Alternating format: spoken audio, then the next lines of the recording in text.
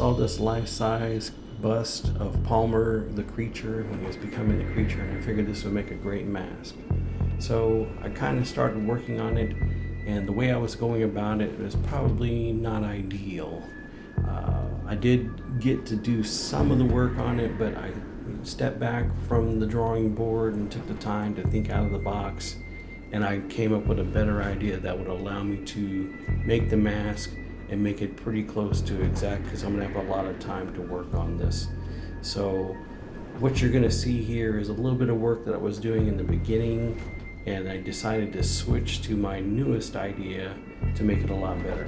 What I figured out was gonna work better, instead of doing this over some plastic, was to put it over the silicone mask that I have sitting in my closet, because it's actually on a mask holding bust, and so this actually worked really well. And I got the foam clay, and this is the progress so far, and I'm actually excited to finish this one because this is going to work great and look really cool, and I just wanted to share it with you so you could see the progress.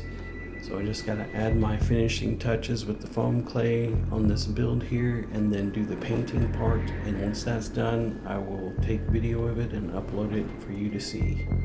But I hope you like this, and please take the time to subscribe if you haven't already, and don't forget to press that like button and tell me in the comments, what are you making for this Halloween? Thanks for watching. I'll see you on the next one. Like and subscribe.